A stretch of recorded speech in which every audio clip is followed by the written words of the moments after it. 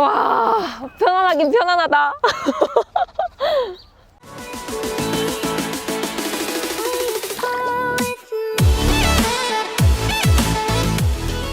짠! 지금 논두렁 뚝방길입니다. 렉스턴 하면 뭐다? 왠지 오프로드 한번 가줘야 하지 않나, 그런 생각이 드는 차인데요. 그래서 지금 캠핑장으로 가는 임시도로를 타고 있습니다. 일단 오프로드에서는 역시 렉스턴이 물 만난 물고기? 노스페이스 신은 어몽길? 그런 느낌입니다. 완전 막 이렇게 날라댕겨요. 와, 운전에 자신감이 생깁니다. 이런 길 다니다 보면은 세단은 하체가 다 갈릴 텐데, 렉스턴에는 다이내믹 서스펜션이 1인치 가량 상승되어 있기 때문에 하체 닿을 일이 전혀 없을 것 같습니다. 지금은 이륜 하이로 가고 있습니다. 뭐 가속력이 경쾌하지만 확실히 이 지형이 험난해질수록 구동 무게감은 좀 얕은 느낌입니다. 여기서 오프로드 전용인 4륜 로우로 바꾸면은 시간이 조금 걸려요. 한 몇 초 정도 기다렸다가, 자, 4륜 로우로, 역시 이 4륜 로우 모드는 구동력에 몰빵되어서 그런지 이렇게 바닥을 치고 나가는 힘이 굉장합니다. 이런 험로에서 진가가 발휘되네요. 아주 예전에 제가 레토나를 타본 적이 있었는데, 그때는 이런 도로를 가면은 노면 충격에 대해서 뭔가 차가 막 어쩔 줄 몰라 하는 그런 느낌이 있었는데, 렉스턴은 그런 게 전혀 없습니다. 운전하는 저나 아니면은 탑승객에게 필터링해서 알려주는 정도고, 핸들로 다 대응이 된다라는 느낌이 들어요. 이게 올로드에서는 살짝 기우뚱하는 게 있었던 것 같거든요. 근데 하체 서스펜션 세팅이 이런 험로에서는 굉장히 편안하게 가는 기분이 듭니다. 그 버스 운전석에 쇼바 달린 의자, 그거 같은 기분이에요.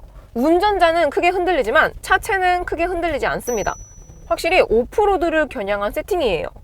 오프로드 성능에 대한 총평을 하자면은, 데크에 짐이 실려 있으면은 더 안정적일 것 같다라는 생각이 듭니다. 짐 없는 포터 같은데요, 80kg짜리 쌀 한 가마니 정도 싣고 다닌다면은 거침없을 것 같습니다. 쿠퍼 AT 타이어라서 그런지, 아니면 디젤이라서 그런 건지 깍두기 타이어를 꼈을 때처럼 진동이나 소음이 없는 것도 점수를 주고 싶습니다. 짠! 이번엔 온로드로 나왔습니다. 일단 아이신 6단이 기어비를 좀 길게 가져가는 편입니다. 사골이다 뭐다 해도 오래 쓰는 데는 이유가 있는 것 같습니다. 일상 영역에서 최대 토크가 구현되고요. 또 엔진 미션에 신선함은 없지만 궁합은 좋은 편입니다. 제동력도 참고하셔야 될 게, 트레일러 견인을 고려해서인지 담력이 이렇게 초반부터 끝까지 일정합니다. 별다른 특징 없이 밍숭맹숭한 게 평양냉면 같은 맛이 나요. 3톤의 차체 무게에 비하면은 이렇게 브레이크 힘은 좋습니다. 제동거리도 길지 않고 승용 느낌으로 신뢰되는 수준이에요. 온로드 총평은 오프로드용 타이어 때문에 멀미가 조금 없지 않아 있습니다. 오프로드 세팅 때문에 온로드에서의 편안함을 놓친 것 같다는 생각이 들어요. 마력 토크도 소폭 상승했지만 충값만 바꾼 거라서 그런지 한 깻잎 3장 정도의 차이가 있는 것 같고요. 또 고속도로 1차선 못 타는 것도 꽤 단점입니다. 그래도 방음은 괜찮게 되었어요. 그래서 실내 정숙도는 별 3개를 색칠할게요. 자, 이렇게 시승을 해보고 캠핑장에 도착했습니다. 와!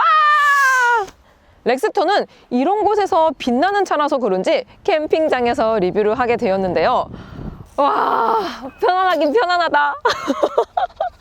렉스턴을 고민하시는 분들이 원하는 게 이런 여유가 아닐까 생각이 됩니다. 렉스턴에 대한 관심도 검색을 해보면은 캠핑, 험로 같은 레저와 관련된 키워드들이 많았습니다. 뭐 맨날 빡세게 굴리진 않더라도 이런 캠핑장 앞에 있는 오프로드에서 뿌듯함을 느낄 수 있을 것 같아요.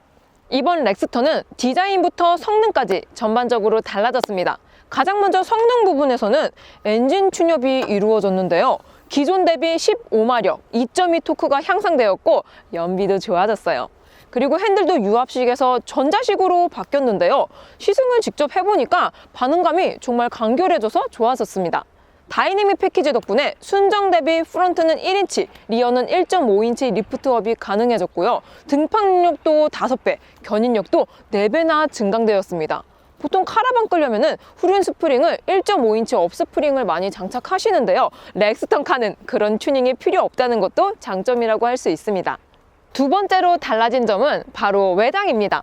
최상위 트림으로 익스페디션이 추가가 되면서 블랙 라디에이터 그릴과 프론트 넛지바, 후드 패션 가니쉬, 전용 엠블럼에 리어 범퍼 몰딩과 리어 스텝이 추가가 되면서 얼굴 인상까지 바뀌었는데요.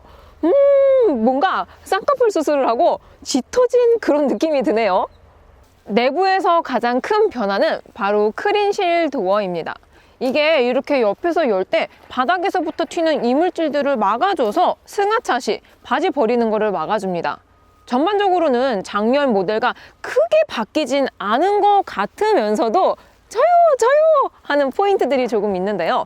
먼저 12.3인치 풀컬러 디지털 클러스터가 적용이 되었고 여기에 내비까지 나옵니다. 와, 정말 좋네요.